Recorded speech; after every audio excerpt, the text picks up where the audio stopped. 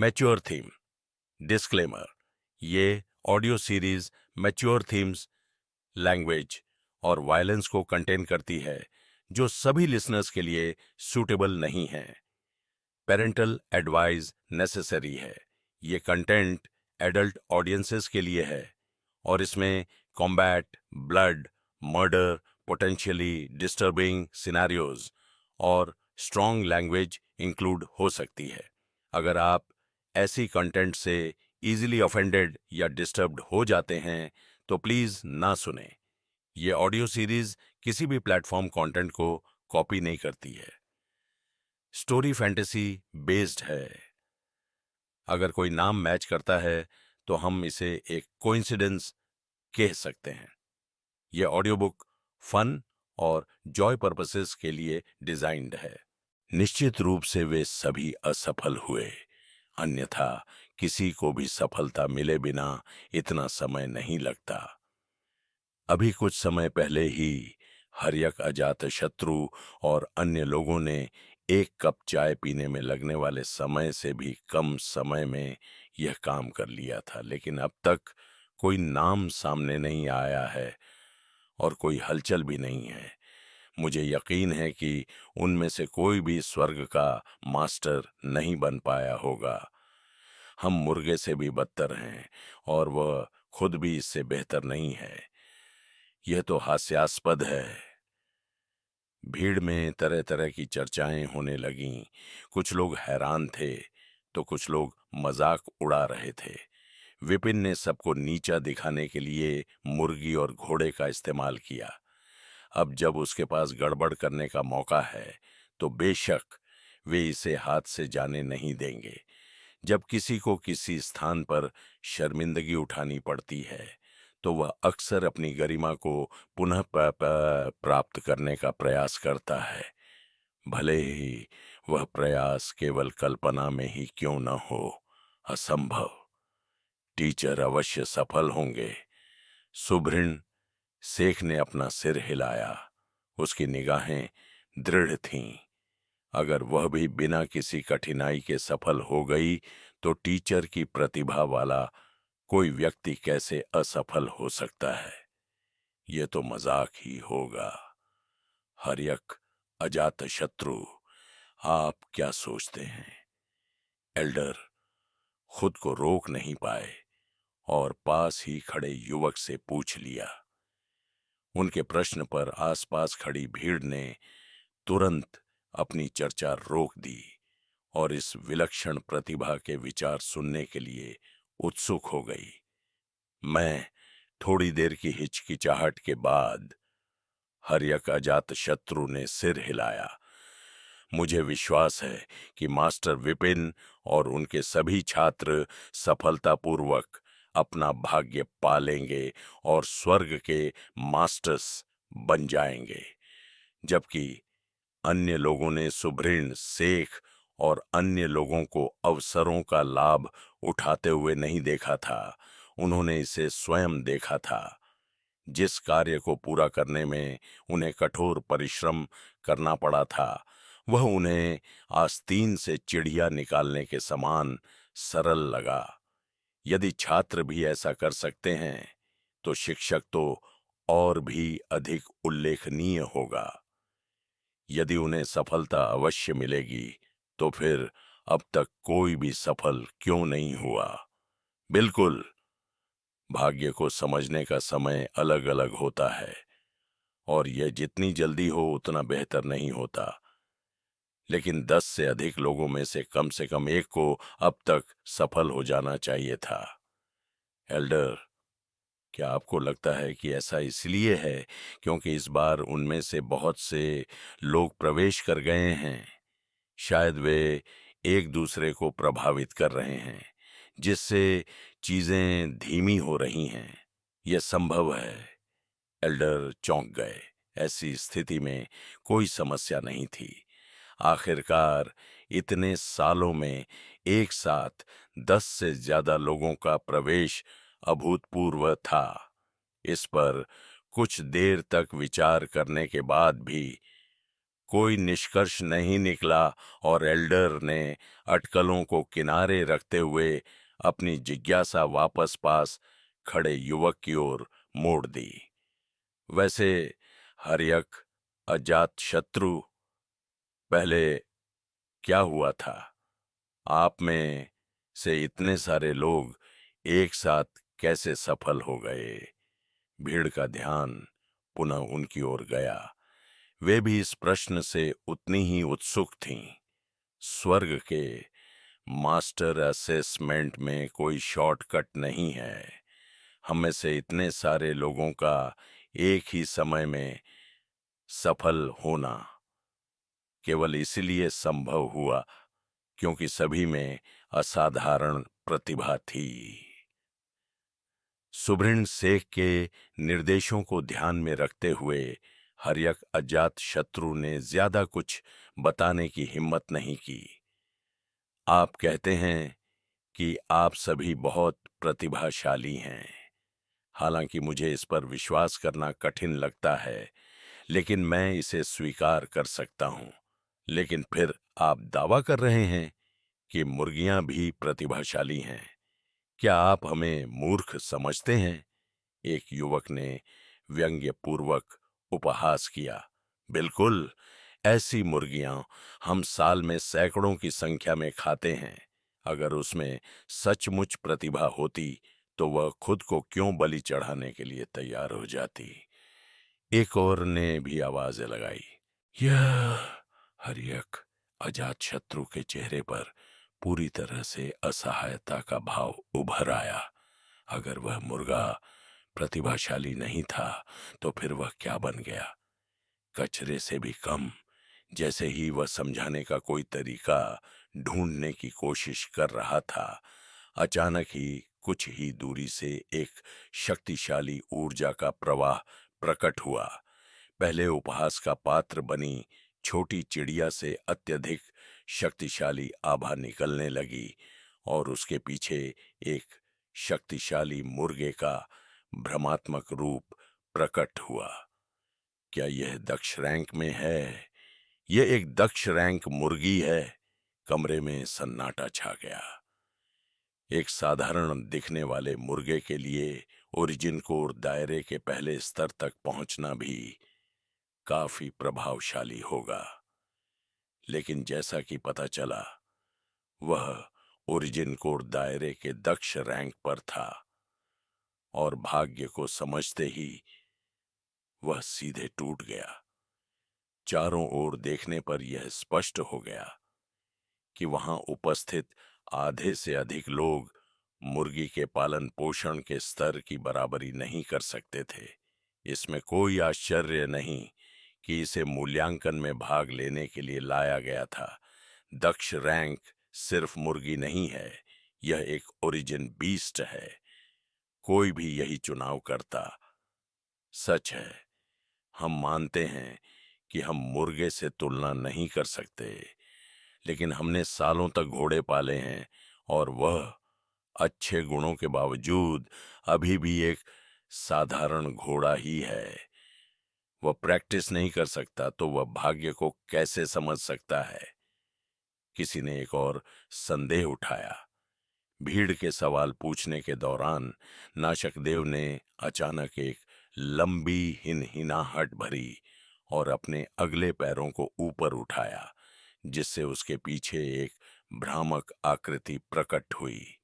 अपने वास्तविक शरीर के विपरीत इस आकृति की पसलियों से पंख निकले हुए थे। क्या यह पेगासस का दक्ष है? एल्डर की पुतलियां सिकुड़ गईं। पेगासस? भीड़ असमंजस में देख रही थी। एल्डर की अभिव्यक्ति गंभीर हो गई। हाँ, पेगासस एक प्रसिद्ध दिव्य जानवर है जो अपनी गति के लिए जाना जाता है, जो स्वर्ग और पृथ्वी पर स्वतंत्र रूप से और बेजोड़ तरीके से अंतरिक्ष में यात्रा करता है। दुर्भाग्य से ऐसे जीव अत्यंत दुर्लभ हैं और पूरे महाद्वीप में शायद एक भी न हो। अगर दाउली ने पेगासस के धर्म पहलू को संघनित किया है, तो क्या इसका मतलब ये हो सकता है कि उसमें पेगासस वंश है? Pegasus blood line. भीड़ की आंखें उत्साह से चमक उठीं। एक वीक ब्लड लाइन ही रोमांच पैदा करने के लिए पर्याप्त था। एक पेगासस, एक पौराणिक अस्तित्व, यहाँ तक कि इसकी ब्लड लाइन के सबसे कमजोर निशान के साथ पूरी तरह से आकर्षक होगा। नाशक देव ने उनकी अटकलों पर घृणा से कहा, पेगासस मेरे खुर, मेरे पास ये पंख केवल इसलिए हैं क्योंकि मैंने एक आयरन स्केल विंग्ड बीस्ट के खून को परिष्कृत किया, जिससे मुझे धर्म पहलू क्षेत्र प्राप्त करने में मदद मिली। पेगासस, इसके बारे में कभी सुना भी नहीं। ऐसा लगता है कि हमने उन्हें कम आंका। लिटिल चिक और नाशक देव के असाधारण गुणों को देखकर भीड़ को आखिरकार एहसास हुआ कि उनका पहले का मजाक गलत था। अब वे पूरी तरह से आश्वस्त थे। इसमें कोई आश्चर्य की बात नहीं है कि विपिन फेट की खोज और मूल्यांकन में उनकी मदद करने के लिए 30 मिलियन सोर्स कॉइन खर्च करने को तैयार था। ऐसी प्रतिभा और क्षमता के साथ कोई भी ऐसा ही कर सकता था। यदि उनके पालतू जानवर और शिष्य इतने अद्भुत हैं, तो अभी तक कोई भी सफल क्यों नहीं हुआ? कुछ देर की चुप्पी के बाद किसी ने दूसरा प्रश्न उठाया। तभी उनके सामने रखी पत्थर की पट्टिका से अचानक एक चमकदार लाल रोशनी निकली। कोई सफल हुआ। आंखें सिकोड़ते हुए भीड़ ने मुड़कर देखा, लेकिन उन्हें ऐसा महसूस हुआ कि उनकी दृष्टि अंधकारमय हो गई है, मानो वे सूर्य को ही देख रहे हों। मेरी आंखें। हर कोई अपनी आंखें बंद करके बेचैनी से कराह रहा था।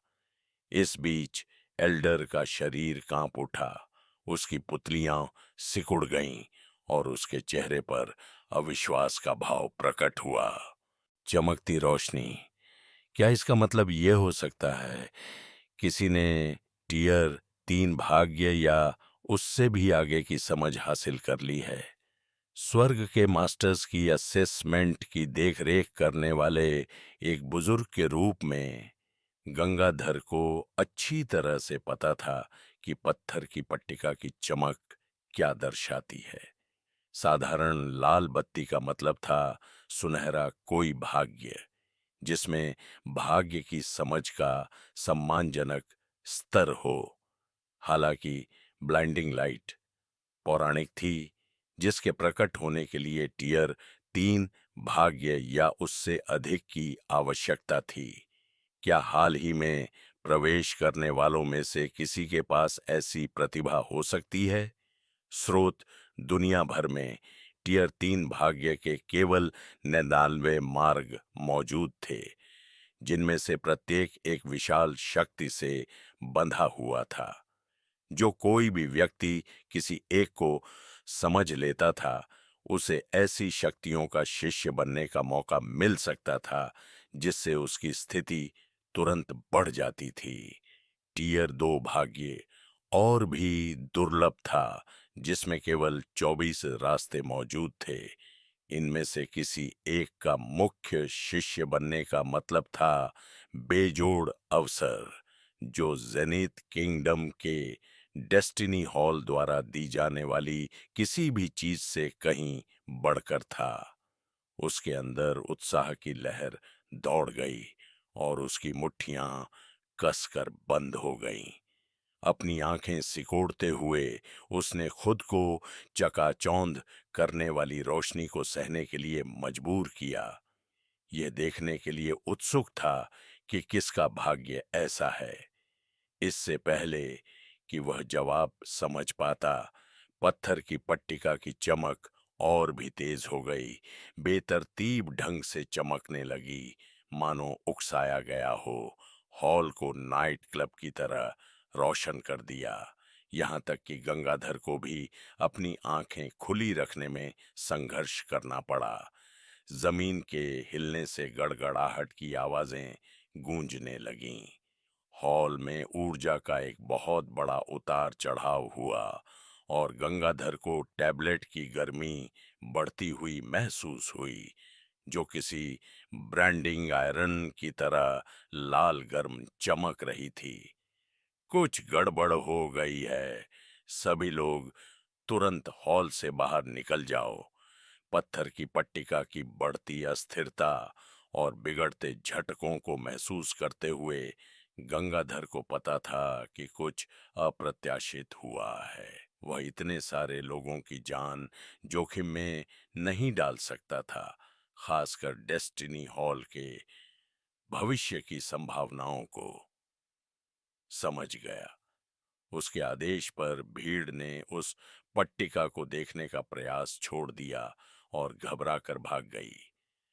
आखिरकार उस चकाचौंध भरी रोशनी में देखने के लिए कुछ भी नहीं था। अध्यापक, सुभ्रिन शेख, दीपक और अन्य लोग उत्सुकता से कमरे में घुसने की तैयारी कर रहे थे। इससे पहले कि वे दूर जा पाते, गंगाधर ने उन्हें बीच हवा में ही रोक दिया। तुरंत चले जाओ। अगर तुम अभी अंदर गए तो न केवल तुम किसी को बचाने में असफल रहोगे, बल्कि अपनी जान भी गंवा दोगे। हालांकि उन्हें यकीन नहीं था कि इस तरह के हंगामे की वजह क्या थी, लेकिन घटना के पैमाने को देखते हुए इसमें कोई संदेह नहीं था कि यह एक बड़ी घटना थी। उनकी एकमात्र उम्मीद विपिन और अन्य लोगों के अपने दम पर जीवित रहने की थी। इन छात्रों को अंदर भेजना एक निरर्थक कार्य था, लेकिन सुभ्रिन शेख ने विरोध किया। कोई परंतु नहीं, एल्डर सही कह रहे हैं। अब अंदर जाने से निश्चित मौत ही होगी। हरियक अजात शत्रु ने भी जोर से चिल्लाया। सुभ्रिन शेख ने झिझकते हुए कोई प्रतिवाद सोचने की कोशिश की। तभी रितिका उसके पास धीरे से बोली, चलो पहले चलते हैं। मुझे लगता है यह सारा हंगामा वास्तव में टीचर की करतूत हो सकती है। वह शायद ठीक है।